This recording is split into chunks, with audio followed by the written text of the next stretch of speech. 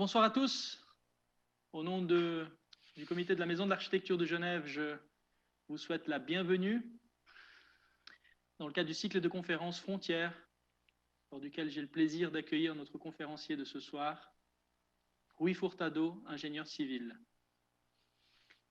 Malheureusement, comme vous le savez, pour des restrictions sanitaires, nous ne pouvons pas recevoir notre invité au pavillon Cycli, un cycle public, ce qui m'aurait particulièrement fait plaisir s'agissant d'un bâtiment emblématique pour nous les ingénieurs.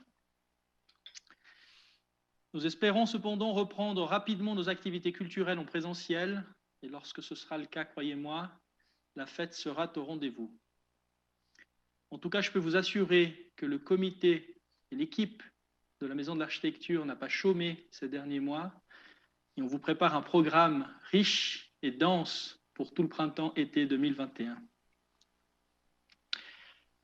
Avant de procéder à une courte introduction de notre conférencier, quelques informations sur notre association et son programme. D'abord, le cycle de conférences Frontières se poursuit jusqu'à cet été avec une prochaine conférence de Juliette Faul prévue le 25 mars. Bref alignement, un événement basé sur une performance collective sur le lac Léman, se tiendra le 2 mai. Vous pouvez déjà noter également dans vos agendas la date du 18 mai, où se tiendra le vernissage de notre prochaine exposition au pavillon Cycli, qui sera ouverte au public du 19 mai au 18 juillet de cette année. Plus d'informations sur le contenu de cette exposition vous seront communiquées très prochainement, notamment via notre site internet. Enfin, l'exposition Équatorial Utopia, déjà reportée une fois, se tiendra finalement au printemps 2022 au pavillon Cycli.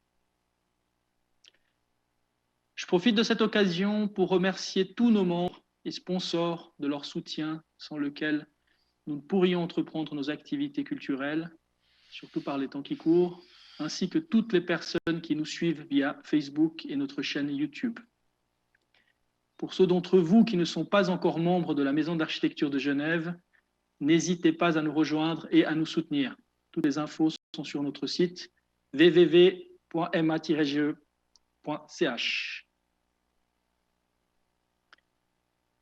Notre conférencier de ce soir est un ingénieur civil de renommée mondiale. Il a travaillé avec les plus grands noms de l'architecture et de l'ingénierie. Eduardo Souto de Moura, Paulo Mendes da Rocha, Álvaro Siza, Rem Koolhaas, Alejandro Aravena et Cécile Balmont ne sont que quelques-uns à avoir eu le privilège de collaborer avec Rui Furtado dans le cadre de leur projet. L'œuvre de Rui Furtado est riche et variée. Le stade de Braga, avec sa toiture suspendue d'une légèreté absolue, est à mon avis un véritable chef-d'œuvre. La Casa da Música de Porto, la station brésilienne Bruno Ferra en Antarctique, le nouveau bâtiment du MUDAC à Lausanne, musée du design et des arts appliqués contemporains, actuellement en construction, sont autant d'exemples de réalisations dans lesquelles la contribution de Rui en tant qu'ingénieur a été significative. En effet, son travail ne semble connaître aucune frontière, ni géographique, ni au niveau de la pluridisciplinarité qui l'anime quotidiennement dans le cadre de son activité professionnelle. Rui Furtado fait également partie de l'équipe lauréate du concours international de la Cité de la musique de Genève, aux côtés de l'architecte genevois Pierre-Alain Duprat et de l'architecte portugais Gonçalo Bern. J'espère qu'il vous en dira un peu plus lors de sa conférence de ce soir. Plutôt que d'essayer de qualifier l'œuvre de Rui Furtado, je préfère lui céder la parole en le remerciant très amicalement d'avoir accepté notre invitation. Dernière petite précision, n'hésitez pas à poser toutes vos questions durant la conférence via les chats de Facebook et de YouTube. Et à la fin, nous nous ferons un plaisir de les récolter, d'animer un tout petit peu la partie questions-réponses en fin de conférence. Et sans plus attendre, oui, je te cède la parole et te remercie encore une fois de ta présence. Merci Marcio. D'abord, je veux bien sûr remercier l'invitation et surtout tes paroles que évidemment, sont exagérées pour une introduction de quelqu'un comme moi. Mais de toute façon, je vous remercie et je te remercie de l'invitation parce que faire une conférence pour montrer des projets où nous avons intervenu, c'est toujours un moment de réflexion sur ce qu'on a fait et quelles sont les raisons pour lesquelles on a fait ça et ça, et enfin commencer à avoir une vision plus synthétique des questions et aussi de comprendre le rôle de tout le monde. Et là, je veux vraiment remercier les, enfin, tous les maîtres d'ouvrage et les architectes qui nous ont fait confiance pour leur projet, pour leur bébé, si on veut, et qui en a aidé à arriver à un bon port. Aussi, et je pense que ça c'est très significatif, euh, tous les projets sont en fait des travaux d'équipe. Et je vais présenter des projets qui sont en fait le résultat du travail d'équipes plus grandes ou plus petites, mais de toute façon d'équipes pluridisciplinaires, interdisciplinaires, qui bien sûr sont trop grandes pour être nommées dans une occasion comme celle-là, mais qui le mériteraient. Et enfin, je veux vraiment laisser cette note parce que c'est la vérité. C'est que ces projets, c'est toujours le travail d'années d'équipes assez grandes. Alors, ceci dit, et les remerciements que je voulais laisser au début, je pense qu'on commence et je vais présenter quatre projets, disons, mais trois projets du même type, que ce sont trois musées. Donc, je vais vous parler un peu du travail fait dans trois projets. C'est le musée des carrosses à Lisbonne avec l'architecte Paulo Mendes da Rocha, un peu aussi le musée d'architecture et d'art et de technologie à Lisbonne aussi, fait avec une architecte, avec l'architecte Amanda Levitt de Londres. Et le troisième musée que je vais présenter, c'est naturellement l'ELMU, l'Élysée Mudac, avec Manuel Aires Mateus. Alors, on commence par le Musée national des carrosses et par vous parler de l'idée de base de Paulo Mendes da Rocha pour le projet. Son idée, c'était de créer une boîte blanche pour les carrosses baroques, parce que comme vous voyez, les carrosses, c'est du baroque partout. Avant, elles étaient exposées dans un bâtiment baroque, dans un environnement petit. Et ce que Paulo a pensé, c'est que la meilleure façon de les montrer, ce serait de les montrer contre quelque chose de neutre et blanc, comme idée, pas nécessairement blanc. Alors, ce que vous voyez ici, c'est une façon assez drôle de faire ces projets, mais c'est en fait la façon qu'il est fait. En fait, il imagine le bâtiment et immédiatement il se met à faire une petite maquette en papier, où il a déjà toutes les échelles, toutes les proportions et toutes les dimensions. Et normalement, il le fait sans dalle, sans sol, pour qu'il voit tous les étages d'une seule fois. Et ça, c'était le résultat de sa conception du projet. Et bien sûr, il vient du Brésil, où le béton, c'est une tradition aussi. Et enfin, il avait imaginé ce bâtiment vraiment en béton. Alors, ce qu'il avait imaginé, je vais essayer de vous expliquer. Le grand bâtiment, le grand rectangle, c'est vraiment blanc. C'est vraiment le bâtiment des expositions. Il a 3 halles, 2 halles d'environ 19 mètres et un autre halle au milieu de 12 mètres. Les 2 halles extérieures sont les halles où les carrosses sont exposés. Et à côté, il y a un autre bâtiment qui est un bâtiment carré de 45 mètres de côté, plus ou moins, qu'il a enfin, imaginé comme annexe. Et que c'est l'annexe où sont les bureaux et le restaurant, etc.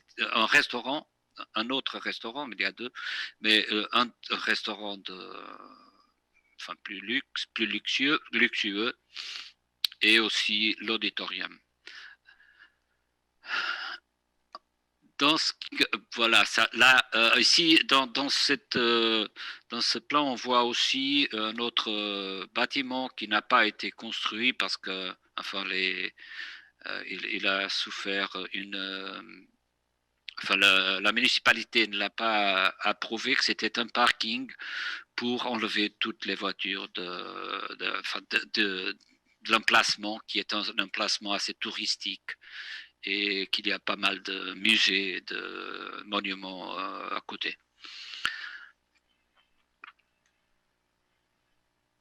Voilà son idée qui est représentée dans cette image initiale du projet. C'était que les carrosses étaient en fait des voitures. Et les voitures, elles sont faites pour se mouvementer dans la rue. Alors, la première chose qu'il a voulu, c'était d'avoir un espace qui aurait l'échelle d'une rue. Alors, les 18 mètres de largeur, c'est à peu près la largeur d'une rue. Et avec ça, enfin, les voitures, que curieusement je ne savais pas, j'ai appris ça à l'époque, qui ont une très forte décoration aussi en dessus de la carrosse, parce qu'elles étaient vues d'en haut, parce que les gens étaient aux fenêtres ou dans des balcons et les voyaient de dessus. Alors c'est ça aussi la raison pour cette passerelle qu'on voit là-bas au fond. Alors ce qu'il a voulu représenter avec le projet, c'était un peu l'ambiance enfin, de ce qui se passerait dans une rue. Alors, la première question qui a été posée, c'était que il avait aussi une autre idée, excusez-moi, que j'ai oublié, c'est que cette boîte qui était au début 150 mètres de long par 50 mètres de large, ce serait une boîte qui posée sur le sol, créerait un grand mur qui n'était pas transponible. Alors, son idée de base, c'était de le pousser en haut, de le lever, et en faisant ça, libérer l'espace inférieur pour une zone publique, une place publique. Ceci fait que cette grande boîte, elle est à plus ou moins 5 mètres de hauteur.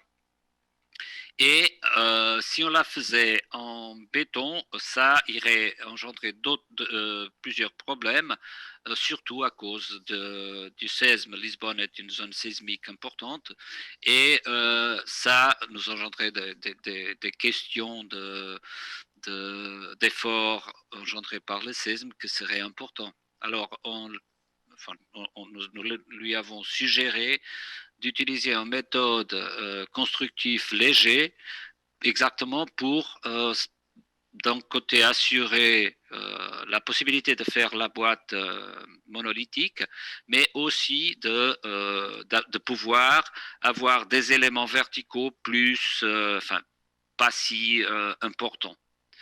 Et voilà la solution constructive qu'on a à la fin utilisés. C'est vraiment des treillis qui font toute la hauteur du bâtiment et qui est d'à peu près 10 mètres et qui permet d'avoir des portées, des porte-à-faux assez significatifs. Ici, on a des portées de 45 mètres, plus ou moins.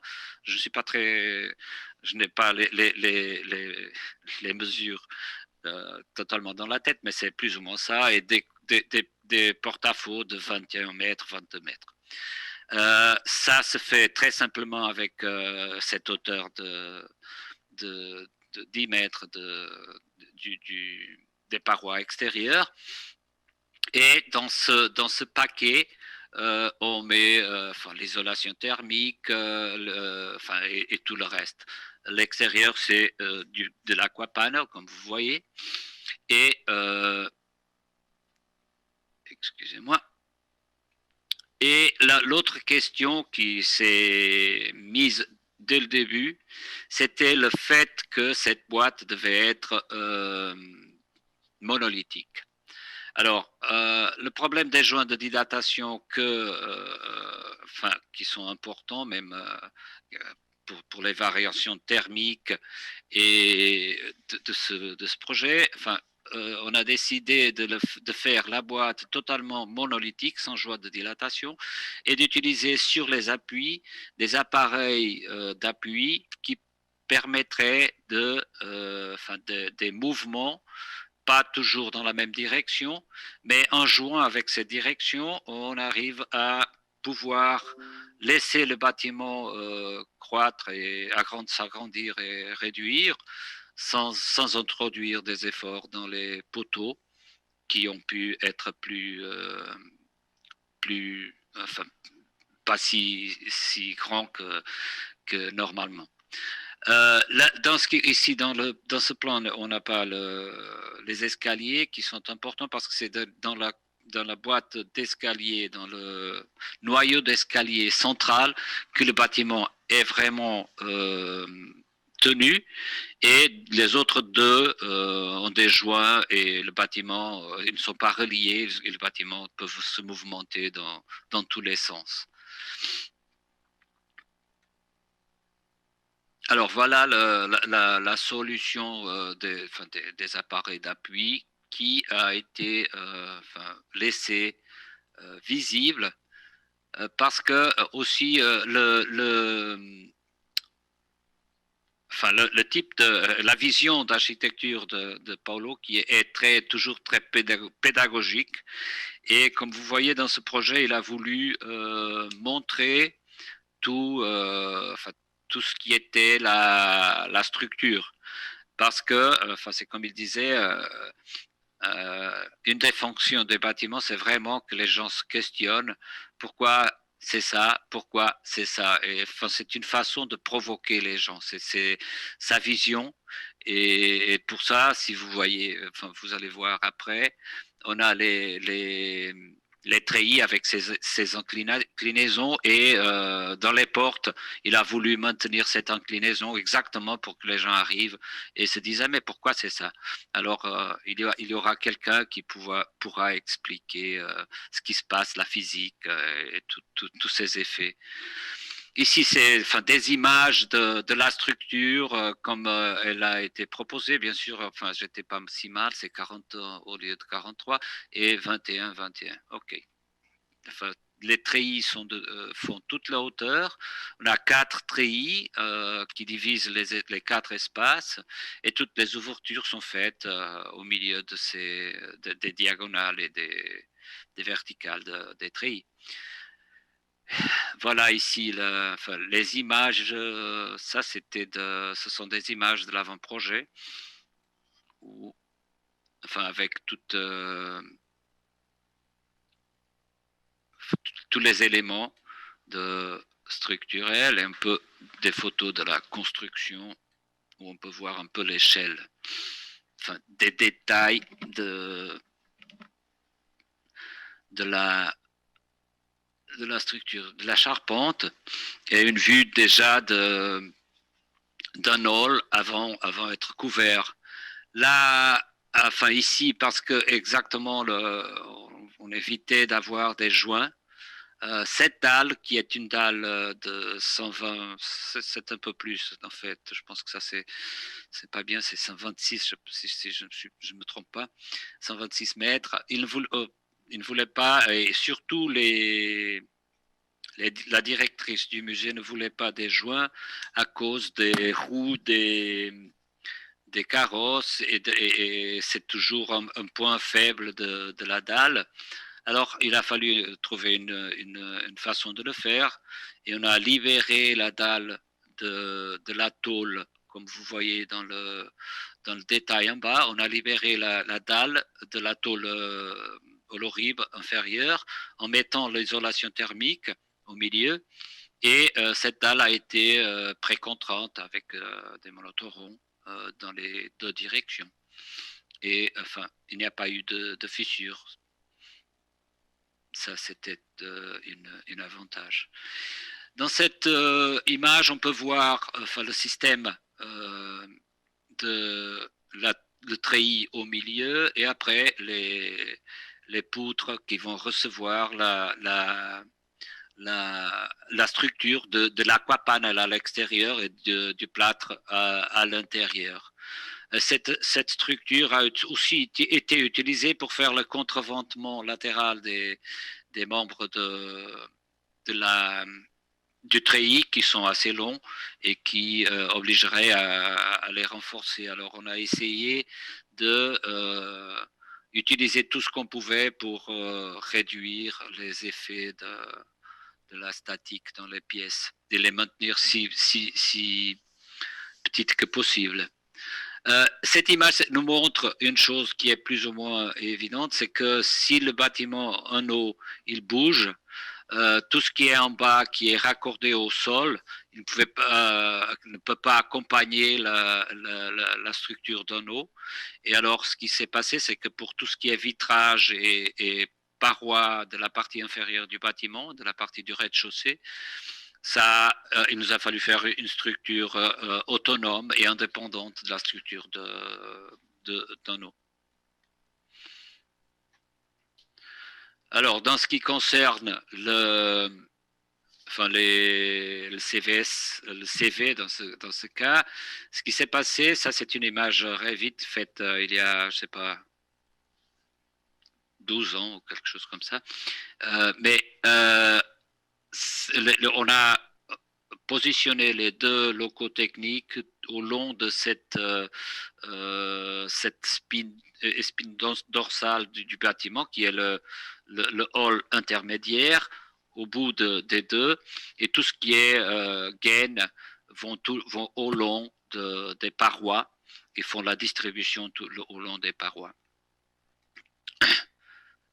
C'est ce qu'on voit ici, par exemple, dans cette photo. Voilà le treillis, on voit une gaine horizontale qui fait toute la distribution d'air au milieu. Ça, c'est ce qu'on appelle l'annexe. C'est un carré de 50 par 50 et avec deux cages, si on veut, deux cages métalliques. Ici, c'est les bureaux. Là, c'est à droite, c'est le bureau. Ce sont les bureaux. À gauche, c'est le restaurant. Et en bas, c'est l'auditoire. C'est une structure, bien sûr, les poutres de béton, elles ont 5 mètres de haut. C'est une structure précontrainte, de béton précontraint. Et le reste, ce sont des treillis aussi métalliques qu'on va voir. Là, c'est la précontrainte des poutres. Avec les têtes sont posées en haut pour n'être pas visibles. Et là, on peut voir les deux poutres des bureaux. Et la largeur des bureaux, c'est de 10 mètres. Elles sont éloignées de 10 mètres. Ça, c'est la passerelle qui faisait aussi partie du projet. Cette passerelle qui traverse le chemin de fer et les avenues. Et c'est une passerelle assez simple, comme vous voyez. Elle est composée on a des portées d'à peu près 30 mètres, maximum 30 mètres, mais c'est 30 mètres presque toujours. Et elle est composée de 4 poutres. C'est vraiment le plus direct qu'on pourrait imaginer. C'est ça ce que Paulo nous a demandé aussi, c'est d'avoir une structure assez simple qui pourrait juste faire ce qu'une passerelle doit faire, qui est de passer les gens d'un côté à l'autre. Et voilà l'appui qui est un appui latéral parce que dans le morceau plus haut, c'est un appui latéral. Et voilà la passerelle à la fin. Enfin, on a l'idée aussi, c'était très dès le début, c'était que cette passerelle aurait exactement le même niveau que l'intérieur des salles d'exposition, de façon à que ceux qui sont à l'intérieur pourraient voir les autres passant dans la passerelle à la même hauteur. Après, à cause des chemins de fer, il nous a fallu changer les choses parce qu'ils nous ont demandé une hauteur de 7,5 mètres au milieu sur les trains. Et ça nous a obligé à avoir une inclinaison qui n'est pas, alors elle n'est pas parfaitement horizontale comme elle l'était au début. Et voilà, ici on peut voir ça parce qu'il y a une inclinaison à côté du musée. Et maintenant quelques images de la solution finale et du résultat final. Vous voyez l'inclinaison qu'il a décidé de montrer pour provoquer les enfants, comme il dit.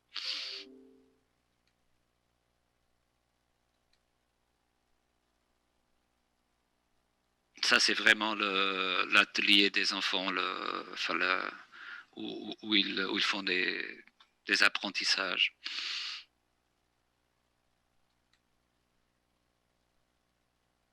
Et ça, c'est cette annexe qui est un annexe ouvert où on a le restaurant d'un côté et les bureaux de l'autre.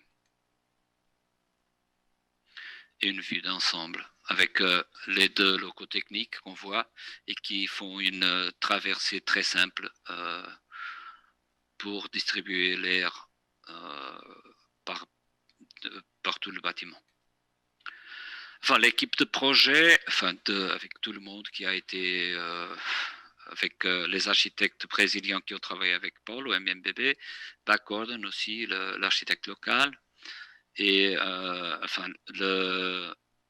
architecte pour la partie exposition.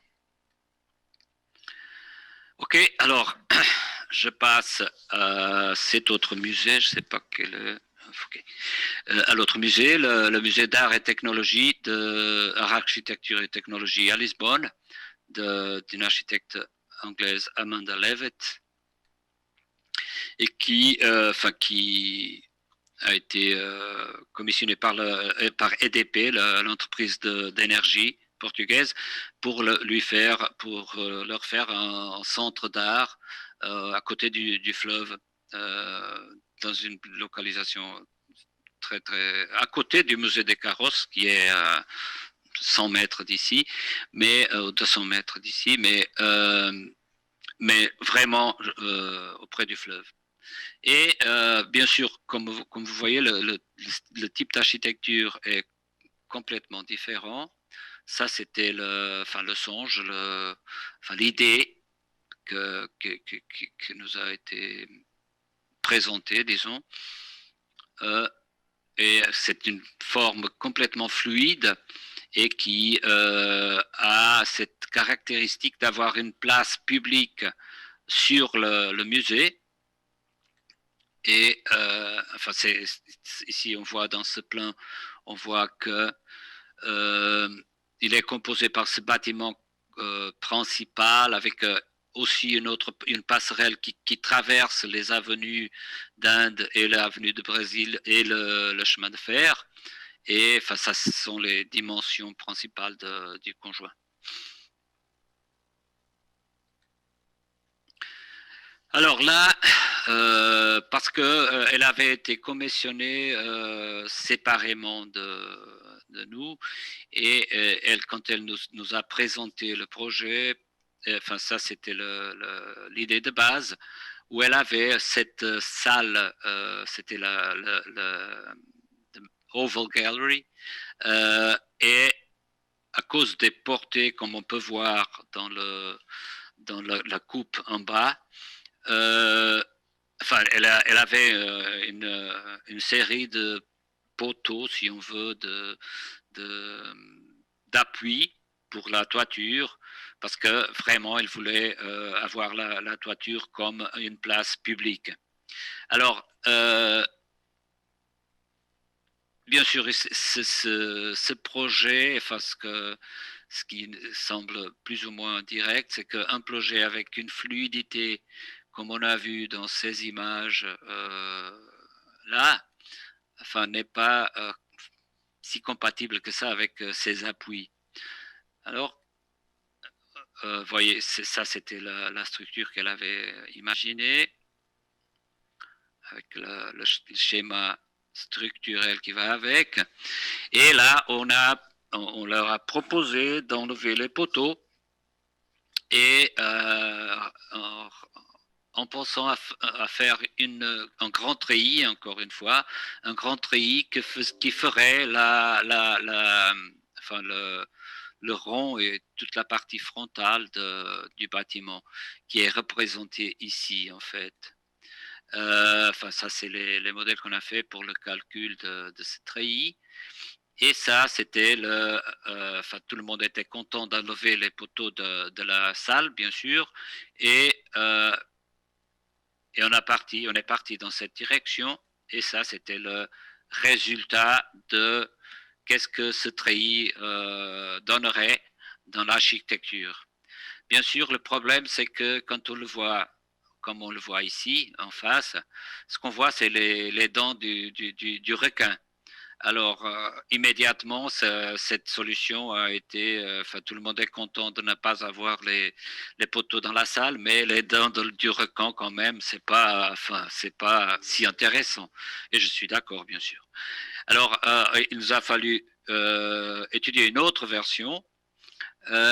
Et là, c'était une version, bien sûr, beaucoup plus intéressante, que en utilisant la fluidité de la forme, on a pu encaisser un arche, un grand arche qui a fait qui ferait l'appui de toutes les poutres transversales de la structure.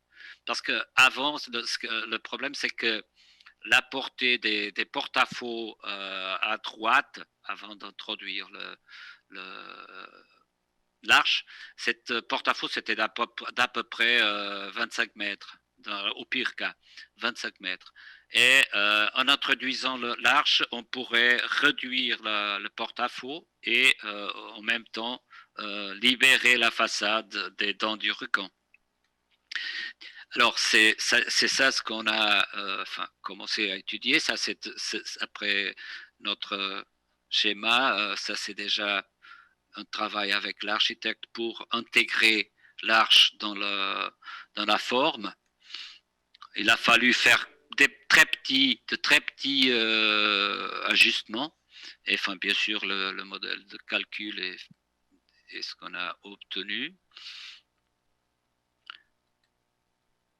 Et déjà, enfin ici on peut voir déjà, ça c'est le modèle avant du projet, enfin l'arche qui est là et qui résout la portée.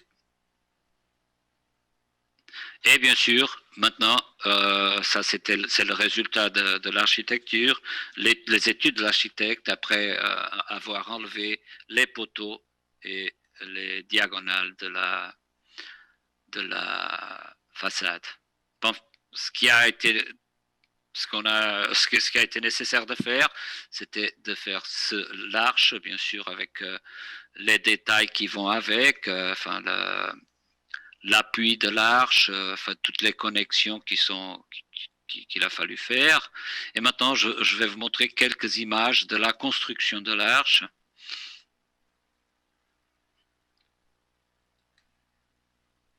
où on voit un peu l'échelle, si on voit les hommes, on voit un peu l'échelle de la chose. Et enfin, en construction, mais on commence à voir déjà le front du bâtiment libéré enfin de tout ce qui est appui. Et ces détails. Là, on peut voir la partie intérieure parce que tout ça de l'arche se passe à l'extérieur de la grande salle, de la Oval Gallery. Et ça, c'est l'intérieur de l'Oval Gallery qui est comme le nom le dit, c'est une galerie ovale qui est ici déjà prête. C'est une image d'une exposition qu'ils ont fait là-bas, où dans le plafond, tout a été inclus, l'éclairage, enfin tous les réseaux sont inclus, c'est peint noir et c'est fini. Il n'y a pas de plafond. Ça, c'était l'autre image du bâtiment, c'était ce lucernaire, je pense que c'est comme ça qu'on dit, ce lucernaire de la main gallery, qui est un lucernaire qu'il voulait avec des poutres assez fines, et enfin la solution structurelle qu'on a utilisée pour ça, et le verre. Ah, ça, excusez-moi. Ça, c'est aussi une des choses importantes du bâtiment, c'est la façade qui a été faite en céramique. C'est une céramique avec un relief qui n'est pas régulière. Alors, elle a une forme tridimensionnelle qui donne une certaine vibration de la façade et ce qui a, enfin, toute la structure qui a été faite exprès pour la tenir. D'ailleurs, on l'a vu dans le slide intérieur aussi, si on revient là. Oh, pardon. Ah non, c'est pas l'intérieur, c'était celui-là. Et là, on peut voir déjà toute la structure de la façade qui vient relier à la structure principale. Ah, et là, voilà. À gauche, c'est le modèle et à droite, c'est l'exécution déjà. Enfin, le reste, c'est une structure à cause de la forme du bâtiment, comme vous avez vu, qui est une forme assez floue. Ça, quand on passe ça à la construction, ça donne après bien sûr, il a fallu faire un tac de la surface, découpe de la surface pour arriver à une géométrie qui puisse être compatible avec le désir de la surface finale.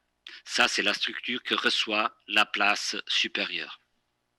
Bien sûr, ici, on a des angles partout, mais ces angles ont été adoucis après avec les tôles et finalement avec le bétonnage, en réduisant la hauteur de béton, optimisant la hauteur de béton. Bien sûr, on ne va pas parler de ça, mais toutes les disciplines ont été intégrées. Et maintenant, c'est juste deux slides pour vous montrer aussi la passerelle, qui est une passerelle en courbe avec une portée de 70 mètres, la portée centrale de 70 mètres, qui fait la liaison entre les deux côtés des avenues et du chemin de fer. Et voilà la passerelle et des photos finales du résultat final du bâtiment.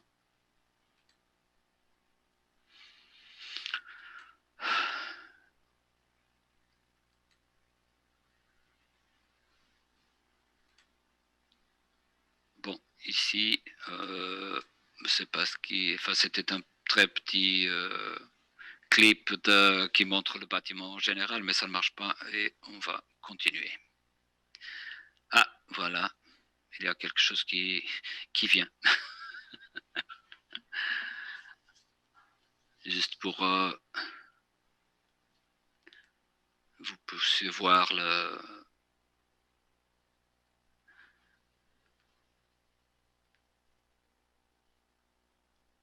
c'est un peu lent, mais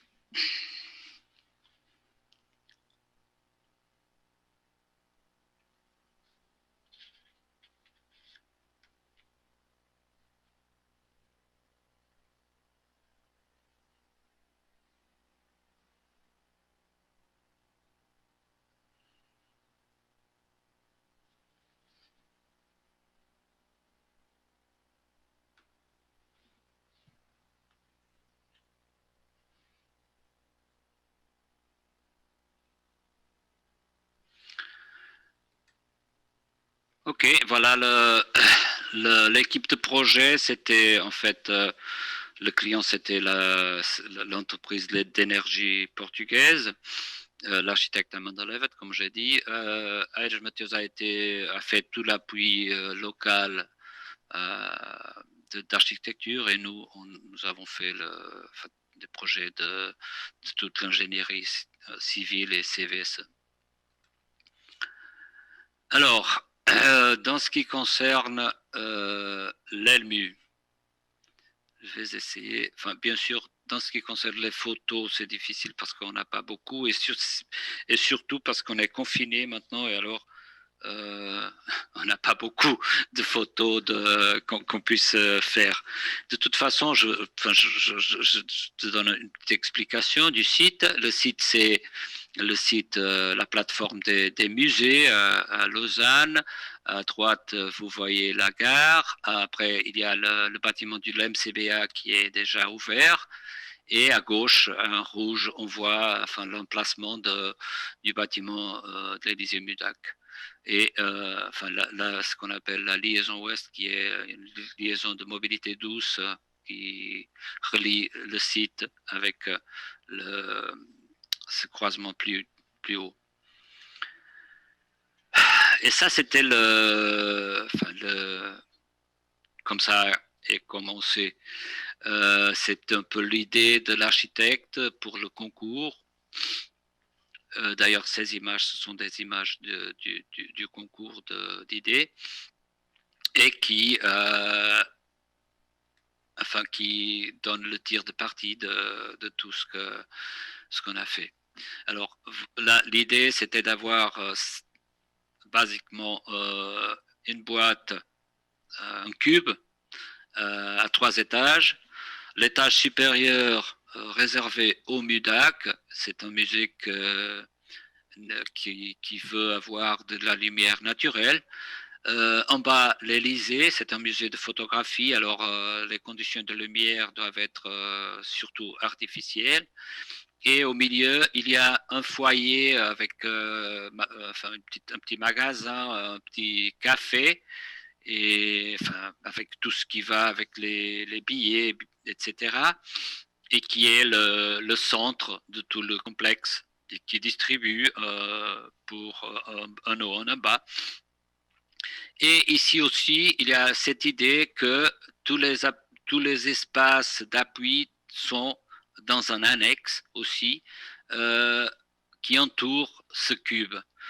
Dans le cube, le cube est réservé aux fonctions nobles, aux fonctions principales du musée, qui est des expositions, qui est faire des expositions. Bien sûr, à droite aussi, on voit ce qu'on appelait le programme complémentaire, c'est d'autres fonctions qui vont rejoindre le conjoint des musées. Ici, c'est une vue de la voie qui vient de la gare vers le musée, à gauche, l'MCBA. Et l'idée, c'est que ce cube serait coupé par une surface et les deux volumes sembleraient être séparés.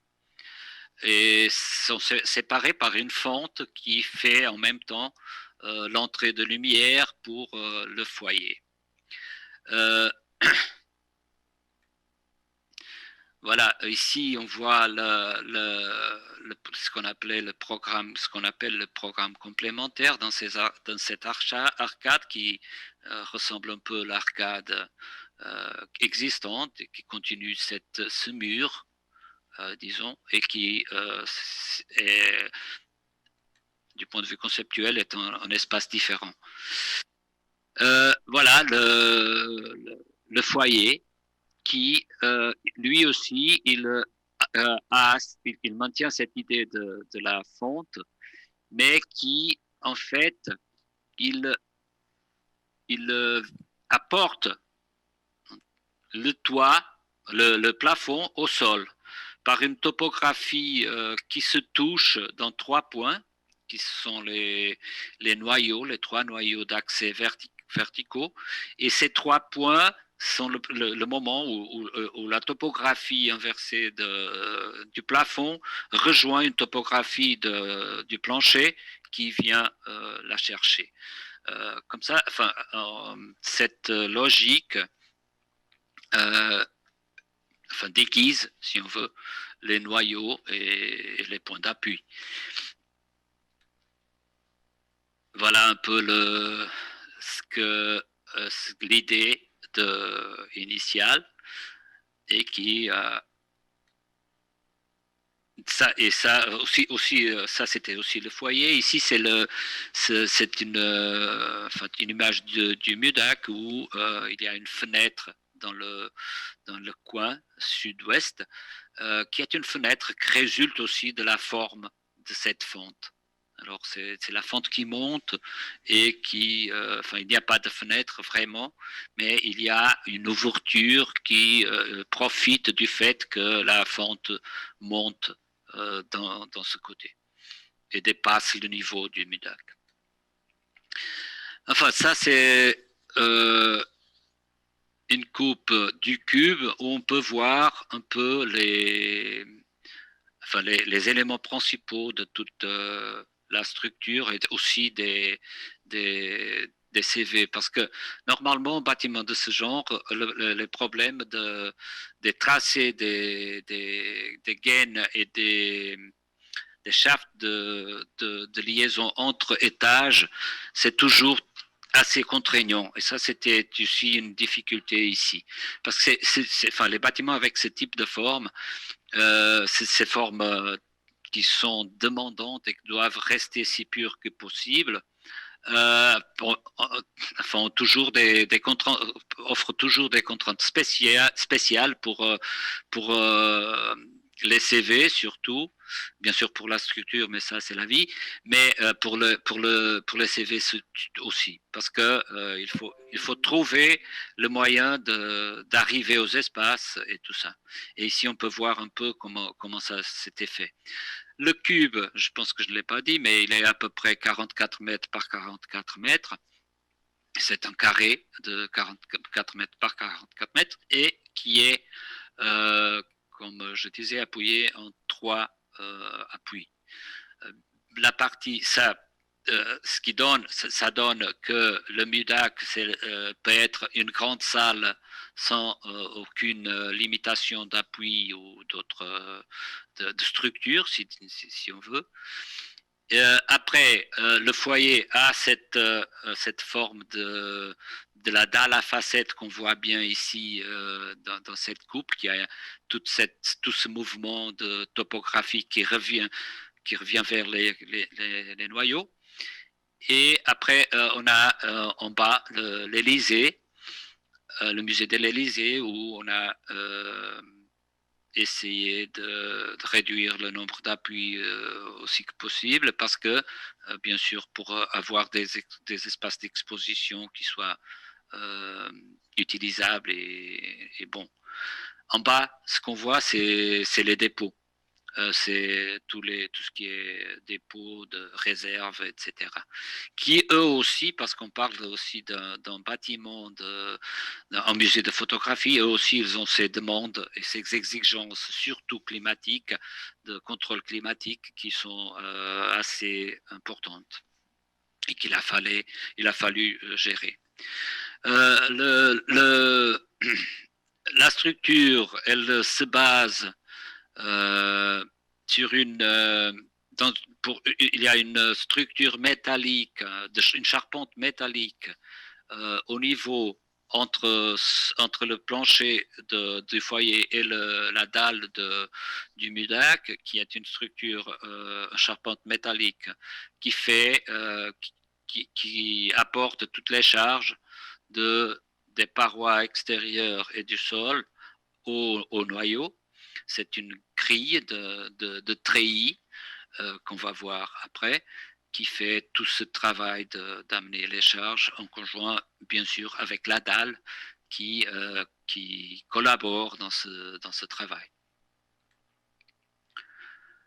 Ici, encore, c'est une vue d'ensemble où on voit le bâtiment coupé, on peut voir un peu le conjoint tout l'ensemble de l'intervention. On voit le cube et l'annexe. On voit le programme complémentaire et aussi ce qu'on appelle l'escalier ruchonné, qui est une zone plutôt technique et de raccordement entre les deux niveaux de l'espace de cette plateforme.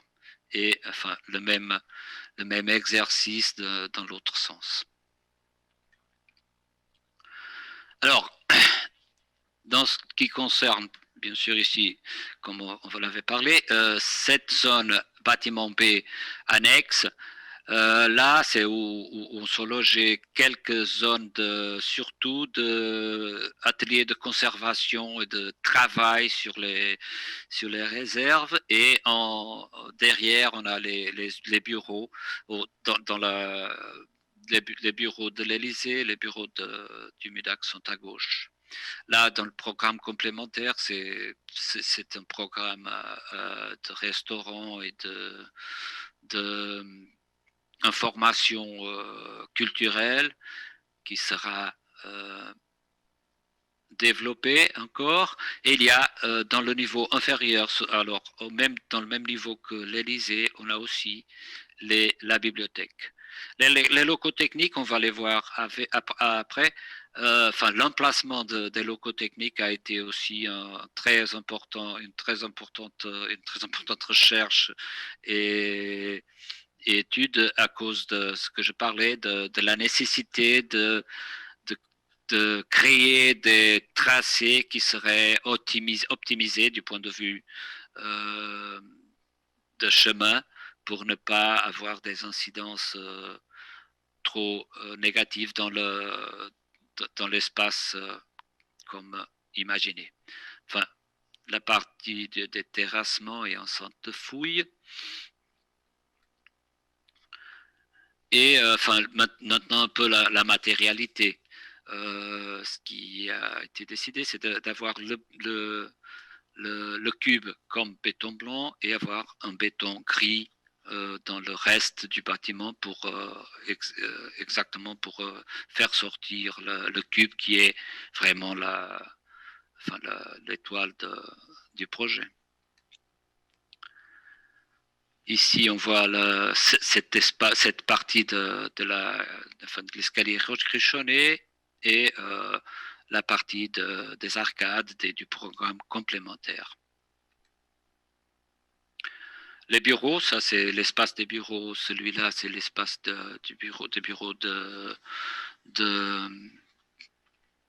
l'Élysée. Bien sûr, à ce moment-là, comme je disais, à ce moment-là, les travaux sont plus développés que ça, mais ça donne une bonne idée de l'espace et de ce qu'on a fait. Bien sûr, ici, la structure, elle est dans la façade. On voit les poteaux déguisés dans la façade et c'est une façade de verre, comme on va voir. Alors, pour le bâtiment, le concept, c'est celui-là. Voilà, il y a une partie supérieure qui se pose sur 3 appuis, comme ça, plus ou moins.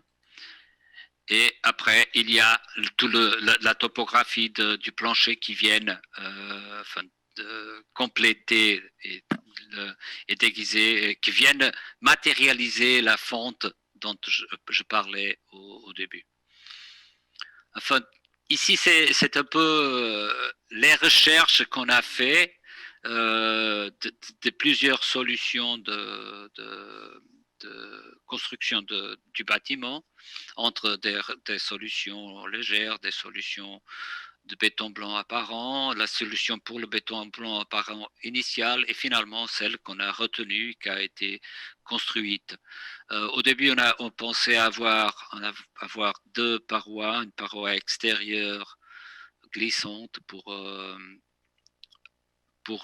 nous rassurer dans ce qui concerne la fissuration. Mais après, à cause des délais aussi aussi, il y avait aussi une autre chose importante, c'était ce plan de coupure thermique qui, en fait, c'était une enveloppe qui enveloppait enfin, tout ce qui était à l'intérieur. Après, on a développé et on a réussi à avoir les mêmes la même isolation thermique, même si on le faisait à l'intérieur. Et alors là, on a laissé tomber la paroi extérieure et on a passé à une paroi extérieure plus épaisse, mais qui fait les deux choses. Elle est en fait un béton apparent et en même temps, elle est la paroi de l'espace. Enfin, ça, c'est juste pour vous donner une idée. Le problème de la fissuration et les efforts qui sont ramenés par la dalle jusqu'au noyau, enfin, oblige nécessairement à avoir une densité d'armature qui est impactante, disons. Et, enfin, le processus normal de projet des charpentes, bien sûr, le dimensionnement, après la modélisation BIM et les détails d'exécution et l'exécution elle-même, enfin, et la vérification à chaque étape pour être sûr que ça marche. On peut voir aussi comment les séquences de construction. Alors là, parce qu'on parle de 44 mètres, de 43,44 mètres de longueur. Le problème, c'était que, bien sûr, les pièces doivent venir en pièces. Et il a fallu, on a décidé avec l'entreprise, la direction des travaux, de faire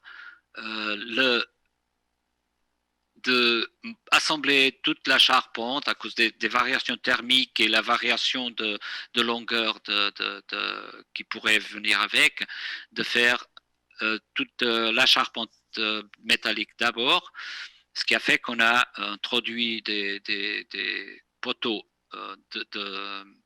d'attente initiale qui sont dans les coins des noyaux, comme on va voir. Après, on a assemblé toute la charpente métallique qui est déjà avec ses verticaux, que ce sont les incorporés métalliques dans les parois à béton. Et après, on a produit on a fait les noyaux, les parois inférieures déjà, et ça a été fait à cause de l'étayage de la partie supérieure, comme vous allez voir.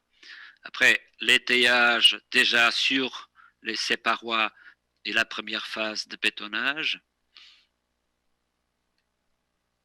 la dalle du MUDAC, le plancher du MUDAC et finalement les parois.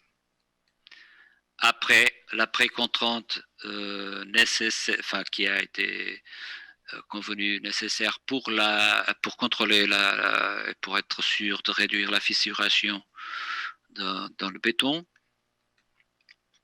Et finalement, la charpente de la toiture et la dépose de l'étayage périphérique. À ce moment-là, la moitié de l'étayage a été déjà retirée et enfin, on est content avec les déformations. Elles sont mieux qu'on avait imaginé.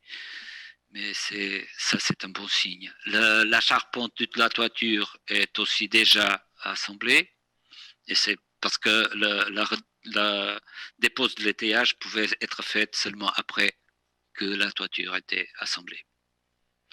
Et ici, on voit un peu la forme et l'échelle des treillis au milieu de cette caverne qui fait la dalle à facettes, qui fait la forme de la dalle à facettes.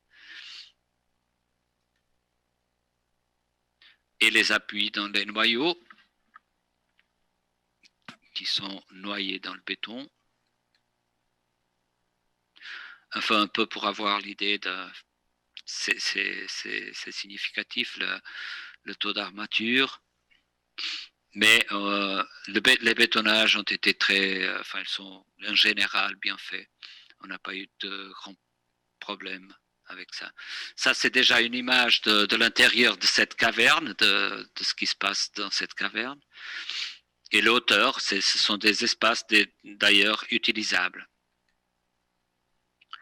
Et ça, c'était le problème, c'est que les surfaces inclinées du plancher ne peuvent pas être bétonnées avec, n'ont pas une inclinaison qui leur permet d'être bétonnées avec une contre-coffrage. Mais elles sont finies comme ça. C'est du béton normal, mais elles ont été finies comme ça. Et l'image déjà de la dalle à facettes, comme elle est. Bon, maintenant, ces étés sont déjà sortis. Tous ces étés qu'on voit dans cette image, ils sont déjà sortis. Et ici, un peu ce qui était rêvé et où on est. Enfin, on est plus ou moins là. Le coin le nord-ouest, déjà sont les étés, comme vous voyez, et derrière, on voit les bureaux, les bureaux et l'atelier de conservation et tous ces espaces d'appui des musées.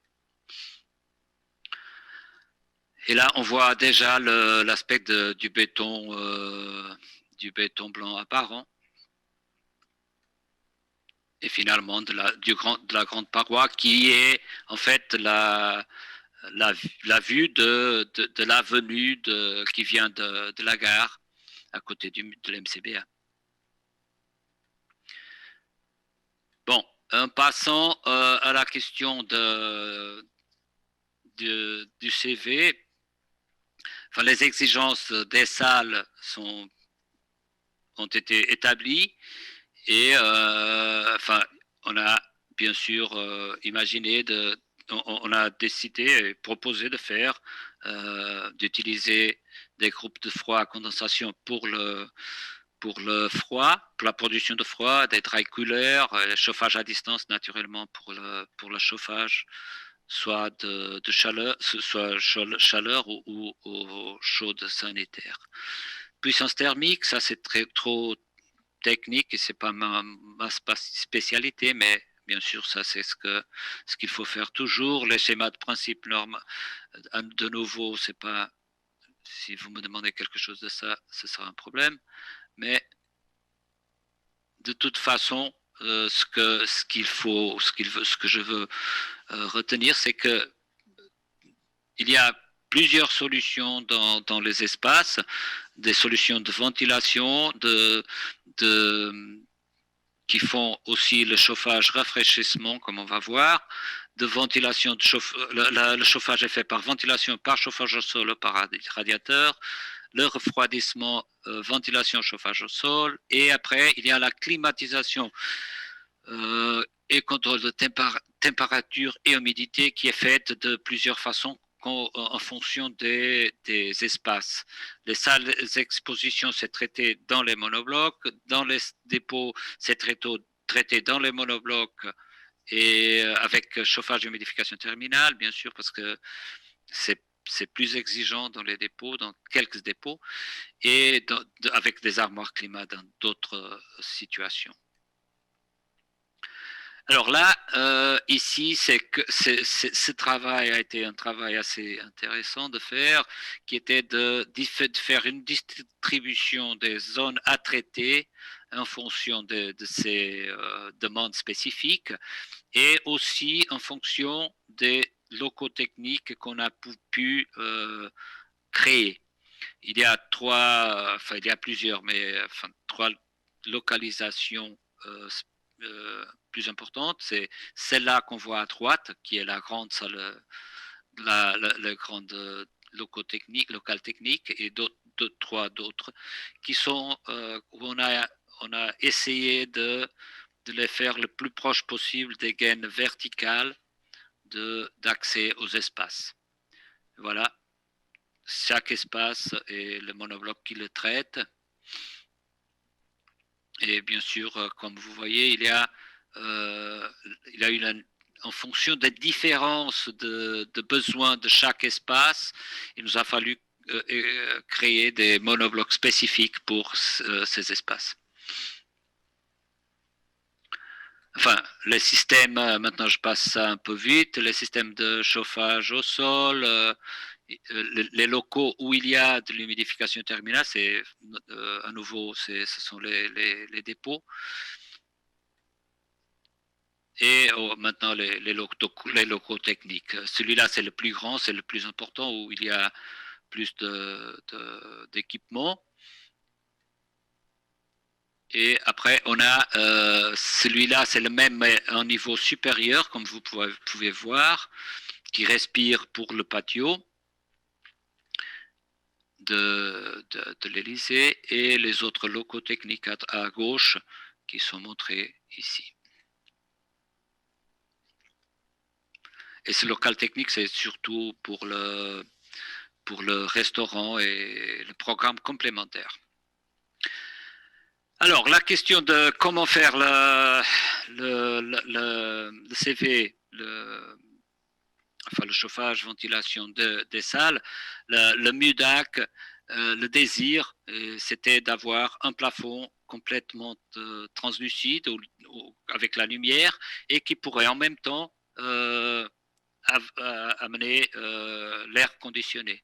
Alors, ce système est un système qui a été, on s'est inspiré bien sûr surtout dans le Kunstmuseum de Liechtenstein et d'autres aussi, mais c'est un système qui se base sur avoir une surpression dans la partie au-dessus du plancher, avoir un plénum si nous voulons, et avec cette surpression, on amène l'air en bas et on le retire dans la partie basse de la salle pour maintenir les conditions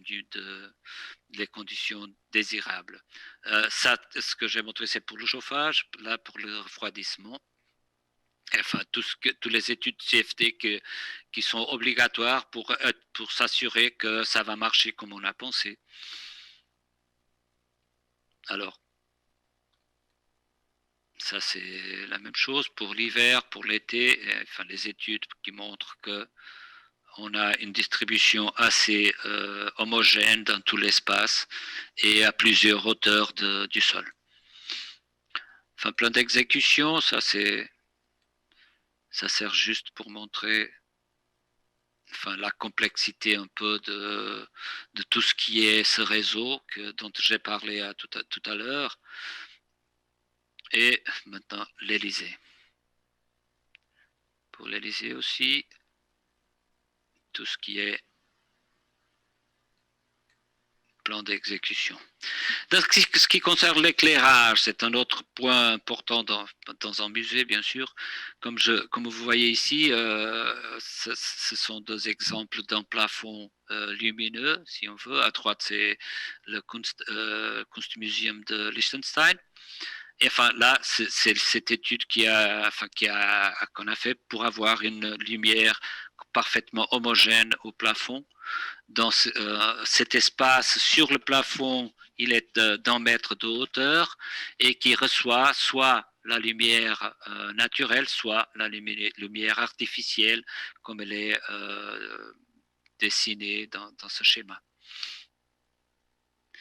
L'Élysée, par contre, a un besoin de lumière complètement différent. L'idée, c'est d'avoir un espace plutôt foncé, et avoir des spots qui montrent les ouvrages d'une façon plus localisée. Alors, c'est un système plus traditionnel, je dirais, d'un musée. Après, il restait le foyer. Le foyer, c'était le plus compliqué d'éclairer, parce que comme toute la surface était en béton, qui était souhaité qu'il soit continu, la question de l'éclairage, c'était un problème de comment le faire. Alors, c'est un mix de solutions, soit dont la principale, ce sont 2 pôles de projecteurs tournés vers la dalle à facettes, cette dalle à facettes, et d'autres, des lignes de lumière qui sont représentées là en bleu clair, qui ce sont des lignes de lumière dans la surface de la topographie du plancher, disons, dans les angles de cette topographie. Enfin, ça, c'est les études qui ont été faites pour s'assurer qu'on aura le niveau de lumière désiré, souhaité. Ok, l'autre problème, c'était, mais ça, c'est déjà aussi à la fin, c'était le problème des eaux pluviales, parce que le fait qu'on a une fente autour du bâtiment, ça nous empêche d'amener les eaux comme on pourrait l'imaginer. Alors, il a fallu créer des solutions qui sont fonctionnelles, mais qui soient sûres du point de vue de la sécurité. Et là, on a prévu d'avoir double sécurité dans les tuyaux qui traversent le MUDAC, disons. Et aussi d'avoir les parcours le plus courts possible. Ce que vous voyez, c'est qu'il y a 2 réseaux verticaux pour chaque récolte d'eau, et il y a une chemise dans ces tubes avec une récolte de secours. Ça, c'est le problème aussi parce que là, le problème des inondations, c'était une chose qui nous a préoccupé beaucoup pendant le projet. Et ça, c'est la topographie de la caverne, où on voit les points bas de cette dalle à facettes qu'il a fallu aussi drainer pour une éventualité parce que la charge de l'eau, si on ne pouvait pas l'enlever, serait un problème, bien sûr. Et là, c'est les infrastructures aussi, et une vision globale des réseaux CVSE. L'équipe du projet avec le client de la Jeep de l'État de Vaud, de GIP. L'architecte, c'est Manuel Aires Mateus, d'Aires Mateus Associés, nous comme ingénieurs civils et CVSE, avec les bureaux de Angevie et d'SRG, Angevie pour l'ingénieur civil et SRG comme ingénieur CVSE, et la direction des travaux actuels, Iten-Brecht-Boul. Enfin, ici, on a nommé seulement les entreprises du gros œuvre, qui est ce qu'on traite maintenant. Et finalement, très rapidement, parce que là, on n'a pas autant de choses pour montrer, je vais parler un peu de la Cité de la musique, et passer les images du projet lauréat de l'architecte Pierre-Alain Dupras et de l'architecte Gonzalo Birne, et qui ont aussi été le point de partie de tout le travail qu'on fait depuis 2 ans et quelque chose. Les espaces, ici le foyer, l'espace d'exposition, le restaurant qui est au niveau supérieur sur la salle philharmonique, la cafétéria, les salles de cours, parce que, je pense que vous le savez tous, la Cité de la musique sert un ensemble de fonctions entre salle de concert, haute école de musique et la OSR, l'orchestre. Et pour ça, il y a plusieurs espaces, et ça amène la complexité du projet, c'est la différence de fonctions et la coexistence de toutes ces fonctions dans le même bâtiment, ce qui est vraiment un défi pour tout le monde, et surtout pour les architectes, bien sûr. Et ça, c'est là, c'est l'image du bâtiment où on voit cette façade assez marquée par ces lignes verticales qui sont en fait les poteaux de façade du bâtiment.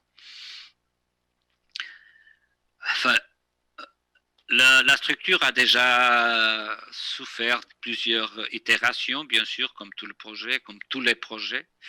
Et là, on peut voir un peu le résultat où on est actuellement. Je pense qu'on identifie assez bien les trois salles de concert, la salle philharmonique à droite, le grand studio au milieu et la black box à gauche. On identifie aussi l'espace de la bibliothèque sur le grand studio. Enfin, l'espace, moi je le reconnais bien, mais peut-être pas vous, mais de toute façon, je le vois bien. Et aussi, on voit la toiture, qui sera une toiture assez simple, fonctionnelle, et la façade avec les poteaux qui sont enfin, un peu l'image du bâtiment.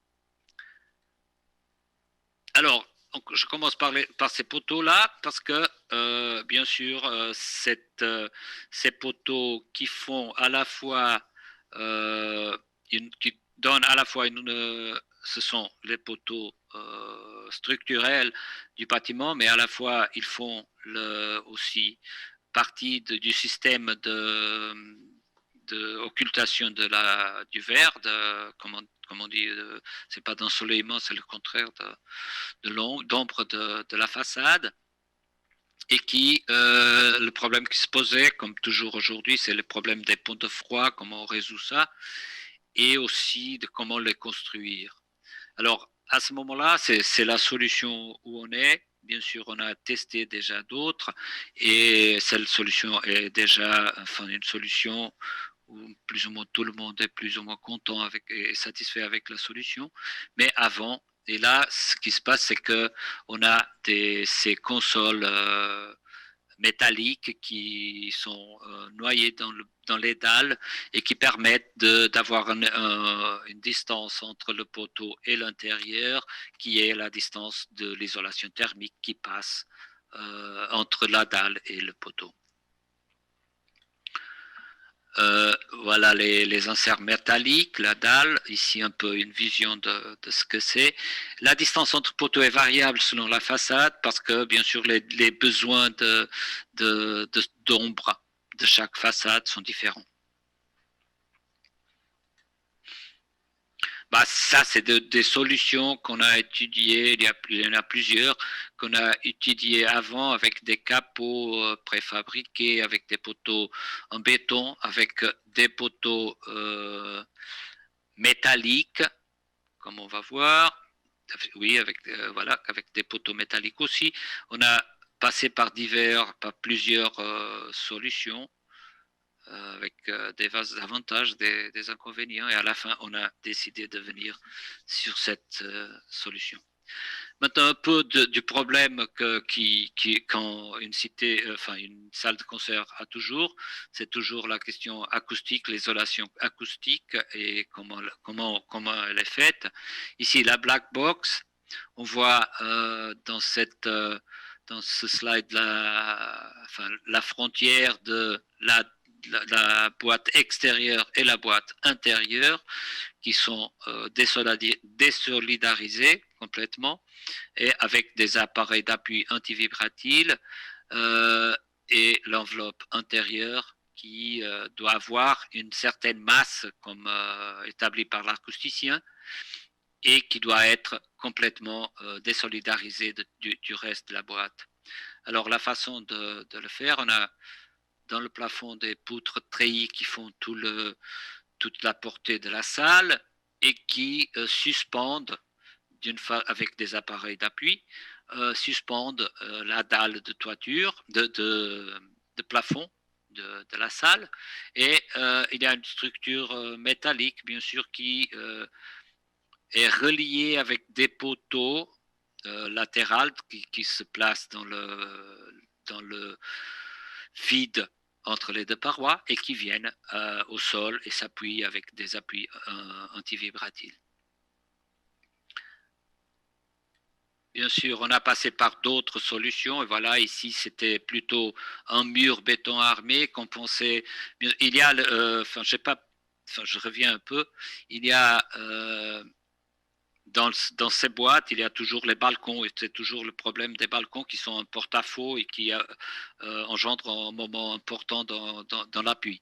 Et là, ici, au début, on avait pensé avoir des consoles qui pouvaient toucher la boîte extérieure avec des appareils d'appui antivibratiles, mais on a rapidement conclu que le nombre d'appareils d'appui à entretenir serait trop. Et c'est pour ça qu'on est parti dans la direction d'avoir ces poteaux et de concentrer les appareils d'appui antivibratiles dans la base de toute la boîte. Excusez-moi, deixa estar, obrigado. Excusez-moi, j'ai un problème ici. C'était pas prévu. Pour le grand studio, la même chose. On a une la solution, c'est exactement la même avec l'enveloppe intérieure-extérieure. On a une très grande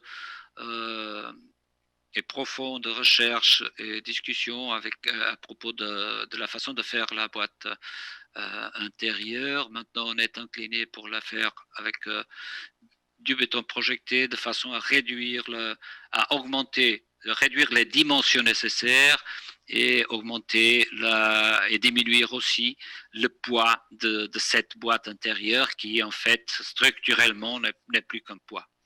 Alors, on est dans le chemin d'essayer de réduire ça au minimum requis par l'acousticien. Ici, on voit bien dans ce slide la façon dont on suspend le plafond de la boîte intérieure. Et aussi ici d'autres solutions qu'on avait avec la boîte en béton, avec les consoles qui touchaient la boîte extérieure, et enfin les mêmes principes d'avant. Ce projet se fait un peu comme ça parce qu'il y a des itérations successives. Et finalement, la grande salle, la salle philharmonique, est exactement les mêmes questions. La boîte intérieure, la boîte extérieure, le plafond. Bien sûr, ici, les dimensions sont incomparablement plus grande et la géométrie aussi est plus compliquée. Alors, c'est toujours juste une question de travail, mais pour arriver à la bonne solution. Et maintenant, c'est la même chose. Ce qu'on a, c'est le même principe d'avoir des poteaux dans le vide qui soutiendront les balcons et qui en même temps seront les appuis de ces parois intérieures le plus fine possible, de façon à ne pas peser dans la structure inférieure de la salle, ou de peser le moins possible. Et voilà, ça c'est les solutions intérieures aussi, comme on l'a vu partout, et la bibliothèque dont je parlais tout à l'heure, avec l'espace vide et les grandes portées qui sont obtenues avec encore des treillis.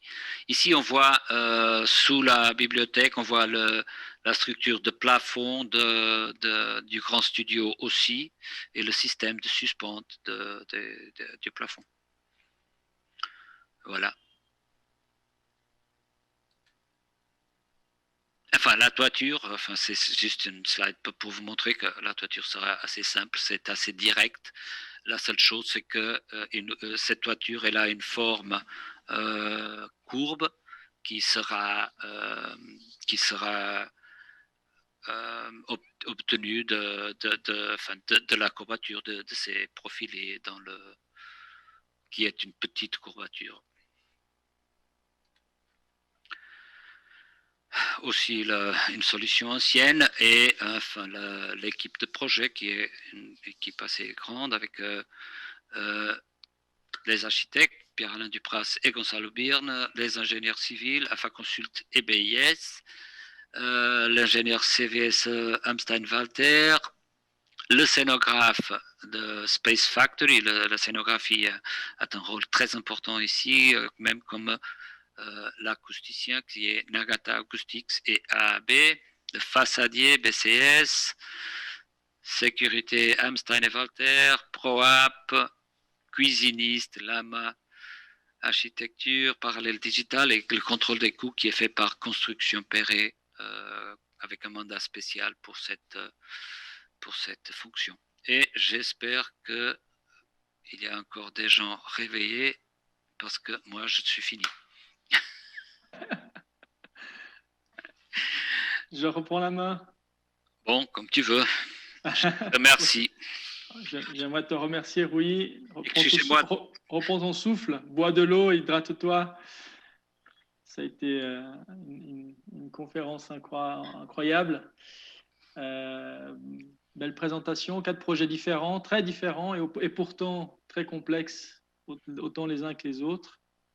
Si tu as encore un tout petit peu d'énergie, j'aurais peut-être quelques questions qui me viennent, mais pas très nombreuses. Effectivement, je vais pouvoir te libérer, mais je ne résiste à la tentation de prolonger un tout petit peu le plaisir avec toi dans le cadre de cette expo.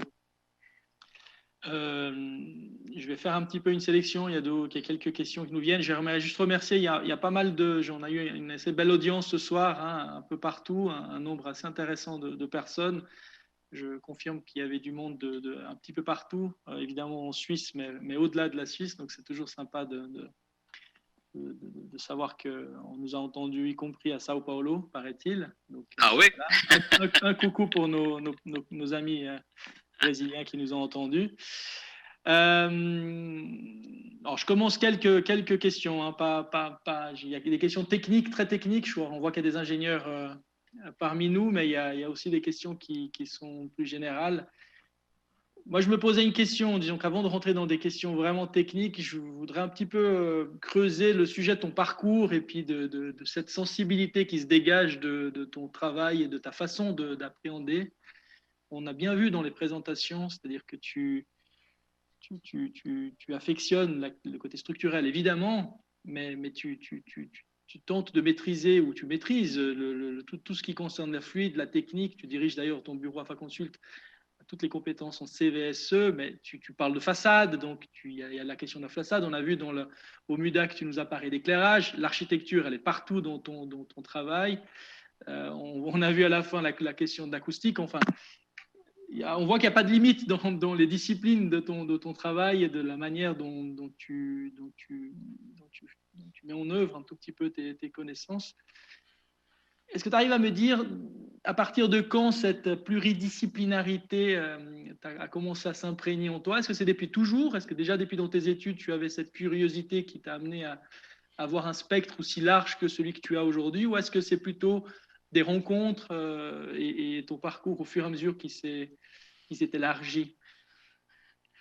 C'est une question, oui, c'est une question difficile, mais ok. Je peux commencer par la réponse qui est peut-être la plus vraie. La façon dont je vois, comme je vois notre profession comme un ingénieur, c'est essayer de contribuer pour que le projet, le résultat final, pas le projet, le résultat final, qui est le bâtiment, soit le mieux qu'il puisse être, contribuer pour ça. Alors, la question là, quand on parle de qu'est-ce que c'est le mieux que ça puisse être, la question là, c'est compliqué, mais c'est surtout, bien sûr, c'est un résultat, si on veut, c'est un résultat architectonique qui est en question. Parce qu'à la fin, une structure peut être fantastique, mais elle n'existe pas per soi, parce qu'à la fin, elle sera intégrée dans un bâtiment et ce sera le bâtiment qui sera bien ou pas bien. Et si tu penses que pour ce résultat final, ce n'est pas seulement la structure qui a des conséquences. Le CVSE a une conséquence importante. Dans un bâtiment comme un musée, l'éclairage a un résultat important. La sécurité a un résultat important, un impact important. Alors, dans mon parcours, étant un ingénieur civil et travaillant beaucoup avec les architectes pour arriver à quelque chose le mieux qu'on pouvait faire. à un moment donné, c'est plus ou moins inévitable que tu commences à te questionner sur tout le reste qui impacte. Et comment on pourrait faire ça? On pourrait peut-être faire ça d'une autre façon. Et ça évolue. Ça évolue, ça a évolué dans mon cas pour un intérêt, une curiosité d'apprendre les choses. C'est tout. Bon, mais je ne sais pas expliquer les schémas de principe. Ça, c'est Marco qui sait tout. Ben, je comprends le, enfin, comment les choses peuvent être, mais pas à ce détail, non. Ça, c'est plutôt pour la structure. C'est un travail en équipe, c'est un travail d'équipe, comme tu disais C'est au un départ. travail d'équipe, c'est surtout un travail d'équipe. Ça, c'est la partie la plus intéressante pour moi des projets, c'est que ce projet, c'est toujours un projet, c'est toujours le résultat des échanges d'opinions et plus que ça, du défi. Les gens se défient les unes aux autres et en se défiant, je pense que c'est possible d'arriver à un résultat enfin, plus intéressant. Mais ça, tu peux le faire. C'est un peu aussi pourquoi on est une entreprise multidisciplinaire et interdisciplinaire. Ça, tu arrives à le faire avec une mentalité qui est transversale, qui tout le monde joue le jeu, tout le monde veut être défié, et un peu ça. C'est un peu ça. Il faut une belle équipe, mais il faut évidemment un chef d'orchestre pour mener l'équipe. Et donc, c'est là où tu interviens. Ne rien négliger, c'est un tout petit peu la devise à ce que je vois. C'est super. Bon, Je prends une merci. question qui m'est venue concernant ton premier projet, la première présentation du musée des carrosses. Effectivement, et ce passage un tout petit peu clé dont tu es passé rapidement du béton, d'une structure béton finalement en métallique. Pour des questions sismiques, tu as évoqué des questions sismiques, notamment pour ce choix-là. Moi, je compléterai encore la question en disant, c'est vrai que pour connaître un peu l'architecture de Paulo Mendes da Rocha, c'est sûr que ça n'a pas dû être simple de convaincre ce passage, ou est-ce que au contraire ça s'est fait tout à fait naturellement Au contraire, ça a pris une minute. Non, parce que la question, c'est très intéressant, il faut le connaître bien. Et Paulo, qui est, je le dis déjà, qui est un artiste comme personne, il est vraiment un artiste, il a une vision du monde d'un artiste et une vision des choses d'un artiste. Pour lui, la finition de la boîte n'est pas importante. Si c'est du béton ou c'est une autre chose. On le fait de la façon la plus simple. En fait, pour lui, ce qui est important, c'est d'avoir l'opportunité de créer l'espace. Et après, il faut le faire de la façon la plus simple et la plus, comment dire, celle qui exige moins du travail, si tu veux. D'ailleurs, il a une phrase qui est très amusante et qu'il dit plusieurs fois, c'est qu'il faut toujours respecter la classe ouvrière. Alors, quand on fait des choses qui sont très compliquées, il dit toujours il faut respecter la classe ouvrière. Mais c'est une image qui est en fait intéressante parce que pour lui, ce qu'il faut faire, c'est là, on est au siècle 21, il faut faire ce qu'on fait au siècle 21. Enfin, si c'est plus simple de le faire à l'usine, l'amener et l'assembler, alors on le fait comme ça. C'est tout. C'est très curieux que à un moment donné, il n'a pas fait plus de maisons parce qu'il pensait que enfin, les maisons, il avait fait plusieurs et c'est fini. Et la seule maison qu'il a fait, c'est une maison préfabriquée. Il a dit, OK, je la fais si vous acceptez de la faire préfabriquée. Parce que, enfin, ça, c'était, je sais pas, il y a 30 ans, ou 30 ans peut-être. Mais c'est pour ça que c'était très simple de le convaincre. Je lui ai dit, mais qu'est-ce que vous pensez? Ben, c'est évident. Ben, au Brésil, ce serait compliqué de faire ça, mais ici, OK, on le fait, allons-y. Donc facile, finalement. Non, c'est facile. Naturellement convaincu. Oui, oui, oui. Un maître comme lui, du béton. Ouais. Incroyable. Il est un maître du béton parce qu'à l'époque, c'était ce qu'on faisait. Oui, c'est vrai. C'était le matériel qui était là. C'est pas le matériel qui est important pour lui. Parfait. J'ose une dernière question pour un petit peu clôturer cette session, si tu me le permets, oui. Ah, bien sûr.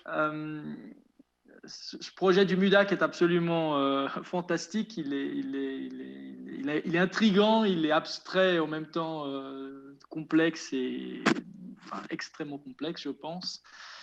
Je m'intéressais un tout petit peu à cette coque en béton extérieur et effectivement, tu nous as montré un peu quelques images. Peut-être que tu peux nous en remontrer ou revenir.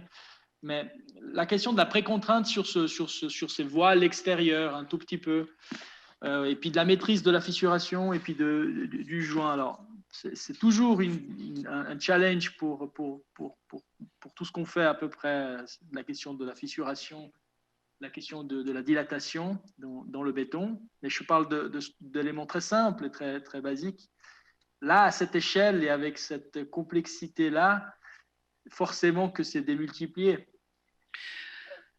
Oui et non. Est-ce qu'à un moment donné, il t'est pas arrivé, est-ce qu'à un moment donné, il n'est pas venu la tentation, et je suis content qu'en tout cas, elle n'ait pas abouti si elle est venue, de passer dans une structure légère, doublée, plutôt emballée par quelque chose d'autre que ce béton?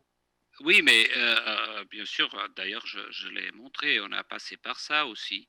Et bien sûr, bon, là, c'est normal. Et bien sûr, l'image du bâtiment ne serait pas la même. Et ici, il y a une intrigue qui est, je le comprends bien, qui est donnée par le fait que le poids visible du fait qu'il est en béton apporte au bâtiment une plus grande richesse du point de vue de l'intrigue dont tu parlais. Bien sûr, c'est beaucoup plus intéressant qu'il soit en béton. La question de la fissuration, ces voiles sont assez hautes. On a 12 mètres dans celle-là qu'on voit maintenant. On a 12 mètres, pardon, c'est ici. On a 12 mètres de hauteur et on a 45 mètres de longueur. Et on a les appuis toujours plus ou moins au milieu. Alors, les contraintes de traction ne sont pas exagérées. Et ce qu'on a fait, on a limité la contrainte de traction du béton à 2,5 mégapascal. Et ce qu'on a fait, c'est qu'on a comprimé de façon à ne pas les dépasser. Alors, c'est pas. Et toutes les tensions de traction dans les voiles sont contrôlées de ce point de vue. Alors, avec ça, tu peux être rassuré, disons que il n'y aura pas. Bien sûr qu'il y a après toute l'armature, tout le ferraillage nécessaire pour répandir la fissuration s'il y a quelque chose. Bien sûr, il y a toujours la fissuration, les micro-fissurations pour les répandir, etc. Mais ça n'a pas été un grand problème. Je dirais que, par exemple, et on a parlé de ça beaucoup de fois, si on était ici au Portugal, on ne mettrait pas la précontrainte parce que la fissuration ici, c'est pas si grave que chez vous parce que à cause des températures que vous avez là en hiver. Alors, c'est pour ça qu'on a décidé de le contrôler. Mais cette crainte a fait qu'au début, on a fait cette double paroi qui n'avait pas d'effort et qui serait là juste glissant et préparé pour pouvoir se déplacer sans aucun problème. Mais c'était en fait un peu trop. C'était la ceinture et les bretelles, comme vous dites. Oui. Et c'est pour ça qu'on a passé à une solution plus simple de construction. Magnifique. J'ai une dernière, parce que elle m'arrive au fur et à mesure et du coup, je ne peux pas résister. Tu as travaillé un peu avec des architectes un peu de partout. Hein. On voit que autant des Sud-Américains que des Européens, que des gens un peu de partout. D'ailleurs, tu as construit un peu partout. Tu as cette chance pouvoir te vanter d'avoir construit un peu partout. Là, il y a deux projets suisses. Donc, il y en a un en cours de réalisation, on le voit ici, un prochain. Donc, il y a deux collaborations récentes avec des architectes suisses, mais aussi avec des maîtres d'ouvrage et puis des partenaires suisses. Enfin, comment est-ce que tu décrirais un tout petit peu la Suisse au niveau de la construction, au niveau de ton métier, de notre métier, enfin, de l'architecture et de l'ingénierie? Bah, bien sûr, il y a toujours des différences, ça c'est sûr. Et des différences culturelles entre les divers pays. Mais c'est toujours une question d'essayer d'apprendre. Le plus grand défi, c'est que quand on a commencé le projet, pas commencé, mais quand le projet de Lausanne était en cours, je faisais en même temps la station brésilienne en Antarctique et qui était faite à l'époque par une entreprise chinoise à Shanghai. Alors j'avais un problème, je venais en Suisse avec la rigueur suisse et je sortais pour Shanghai et je devais faire un clic dans ma tête parce que c'était vraiment l'opposite, c'était vraiment l'autre côté.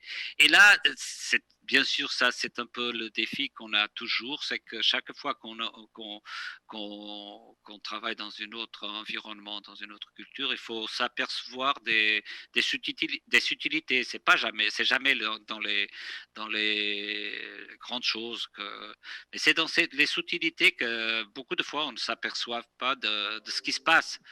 Et bien sûr, ça, c'est le défi. C'est la question la plus importante. Cette question de la rigueur, d'une certaine. Qui je comprends très bien, ça marche, comme on voit, mais qui, bien sûr, on a de la peine quelquefois à s'adapter parce qu'il y a des vues différentes de l'importance des choses à chaque moment. C'est ça un peu qu'il faut s'adapter.